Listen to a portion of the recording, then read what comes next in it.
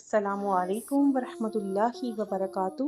اللہم صلی علی محمد وعلی آل محمد صلی اللہ علیہ وآلہ وسلم۔ پیاری اسلامی بہنوں، آج کا موضوع قرآن و حدیث سے۔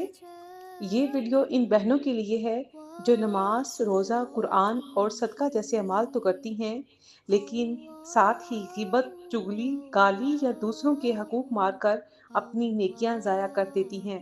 پیاری بہنوں، قرآن و حدیث ہمیں بار بار خبردار کرتے ہیں کہ قیامت کے دن ایسے لوگ آئیں گے جن کے پاس پہاڑوں جیسے اعمال ہوں گے، مگر وہ دوسروں کو دے دیے جائیں گے اور وہ خالی ہاتھ جہنم میں ڈال دیے جائیں گے۔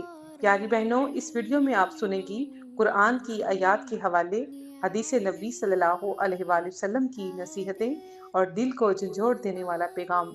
پیاری بہنوں، ذرا سوچئے، قیامت کا دن ہے، ساری کائنات، ساری انسانیت جمع ہے، ہر کوئی اپنی نیکیوں کا حساب لے کر کھڑا ہے۔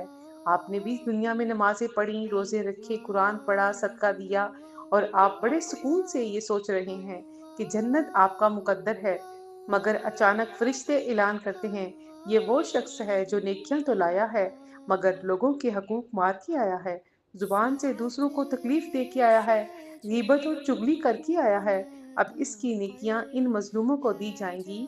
پیاری بہنوں، یہ کوئی کہانی نہیں، یہ وہ حقیقت ہے جس کے بارے میں قرآن و حدیث میں ہمیں بار بار خبردار کیا گیا۔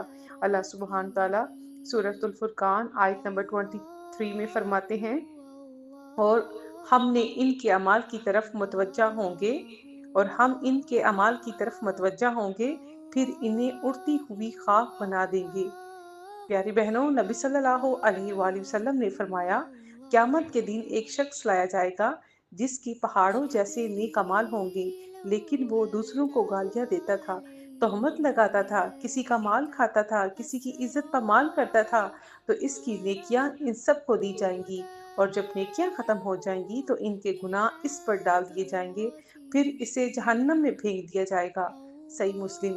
پیاری بہنوں، یہ سن کر کیا ہمارا دل کامتا نہیں؟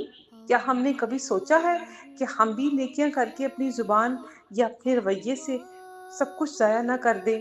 پیاری بہنوں، اپنی نیکیوں کو غیبت، گالی اور ظلم سے بچائیں، صرف اللہ کے لیے عمل کریں، دکھاوے یا شہرت کے لیے نہیں، دوسروں کے حقوق ادا کریں، ورنہ قیامت کے دن ہم خالی ہاتھ رہ جائیں گی۔ پیاری بہنوں، نیکیاں کر کے انہیں بچانا اصل کامیابی ہے۔ پیاری بہنوں، اپنی نیکیوں کو بچائیں، زبان اور دل کو پاک رکھیں اور صرف اللہ کے لیے عمل کریں۔ اللہ سبحانہ تعالیٰ ہمیں اپنی نیکیوں کی حفاظت کرنے کی توفیق عطا فرمائے۔ آئیں قرآن سے محبت کریں